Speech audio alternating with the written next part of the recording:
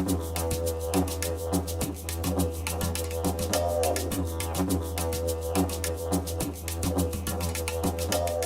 to the Koorie Heritage Trust, based here at Federation Square in the heart of Melbourne, right next to Flinders Street Station, and most importantly, the beginning of our Aboriginal cultural walk. Now let's go to our first stop.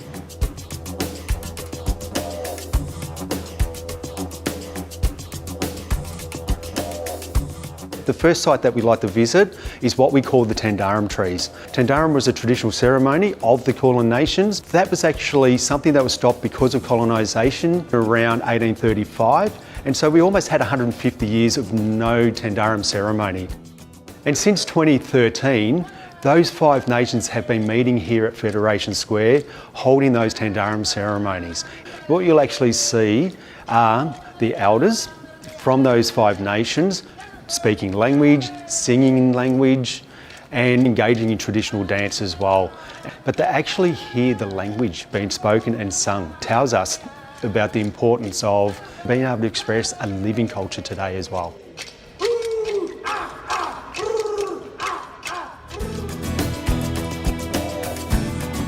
We're now going down to the Birrarung to actually walk along Birrarung Ma and to take in the stories of the river.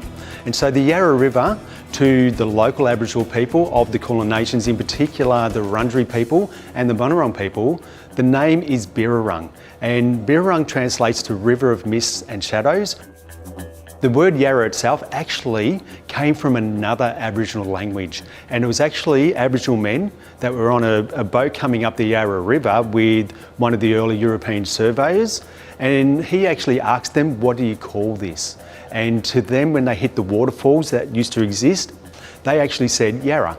In their language, Yarra Yarra actually translates to flowing water and even potentially flowing hair. So they weren't naming where they were actually describing where they were. And so in the end, we end up with the name Yarra River rather than the name from the traditional peoples of this area. Traditionally, it was a flooding river and also wetlands. And so a lot of what we know as the Melbourne area today was actually underwater from time to time throughout the year, in particular during the winter months. Aboriginal people would actually camp along the river in the warmer months and utilise the resources that were very abundant through what used to be a crystal clear blue river.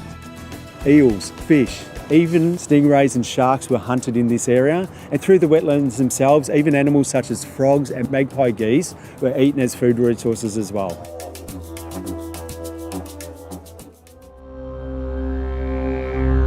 Birrarung Willem, translating the river camp, is an Aboriginal art installation placed down here at Birrarung Ma. The first piece of artwork that you actually do see is what we call a message stick. I liken a message stick to your passport, where you need to hand that over before crossing onto somebody else's country. Now traditionally, a message stick was only around about that size because there's absolutely no way we would have carried something of that size onto country, and actually trying to move around with that would have been really hard. So what you will notice is that there is no dots all over these. There is actually geometric shapes such as the diamonds, and then also a lot of line work and cross hatching. That is really a strong representation of traditional Aboriginal artwork for the nations of Victoria. So the next artwork is what we call the eel path, and the eel path represents traditional lifestyle and food resources of this area. It actually snakes its way all the way through Birrarung Willem, so let's take a walk.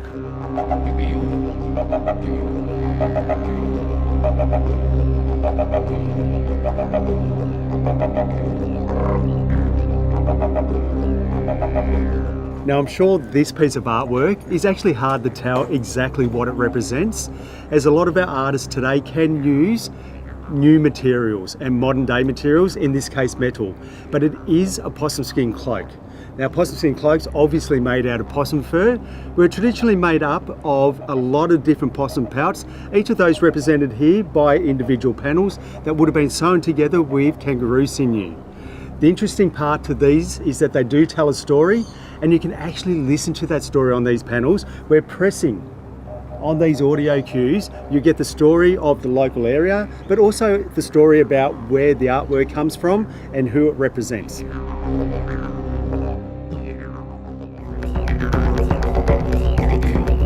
Here we are at the ceremonial rocks. The ceremonial rocks themselves take the form of a circle, which some people might say corroboree, but it forms the circle for ceremony where traditional dance would occur. So what we see depicted on the rocks are a range of various animals that actually did used to live in these areas, and some still do. There's an amazing couple of possums that you can see in the engravings, some other birds from this area, but also centrally is Bunjil the eagle. And Bunjil the eagle is an extremely important depiction here, as Bunjil was the creator spirit in the dreaming stories for this land that we're on today. The reason I like to use the word dreaming rather than dream time is that those stories are still continuous, and those traditional ancestral beings that created the land, created the people, created the animals that we live on today actually are still with us today and still part of traditional law. And so the dreaming means an ongoing presence of those beings within Aboriginal people's lives.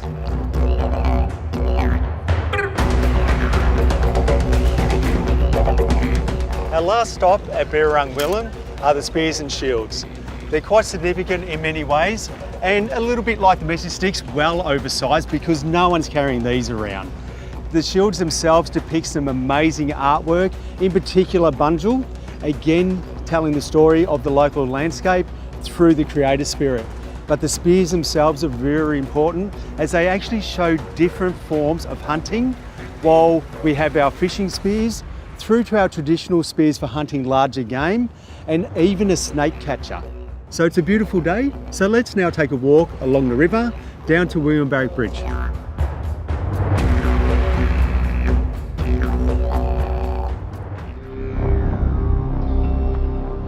So William Barrack today is remembered as a prominent Aboriginal man, but also being a resistance fighter, a freedom fighter. There are Wurundjeri people with us still today that still continue the fight for their own people and to express the culture that William Barrack kept alive for them.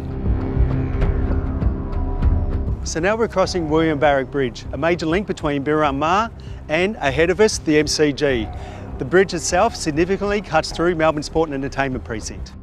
Prior to European settlement, that sport and entertainment precinct was actually camping grounds and also ceremonial sites for the Kulin nations.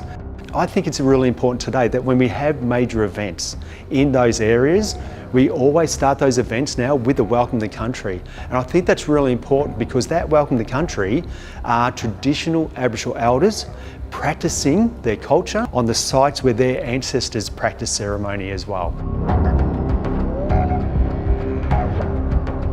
As we cross William Barrack Bridge, what you're able to hear are firstly Aboriginal elders of the Wurundjeri people, but you'll also hear a lot of multicultural voices and a lot of different languages, as Melbourne today is one of the most multicultural cities in the world.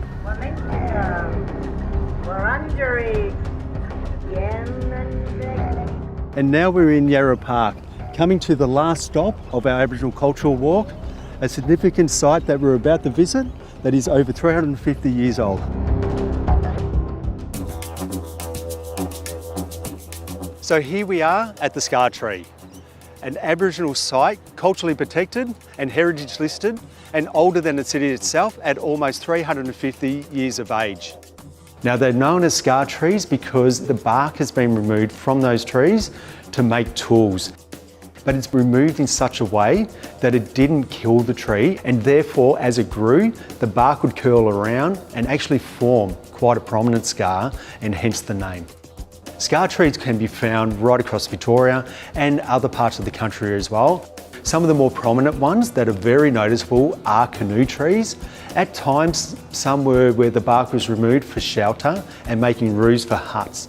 In other areas, the scar could be quite small, and maybe it was a shield or maybe it was a plate. They were marker trees as well, where they might have marked the boundary between two different nations.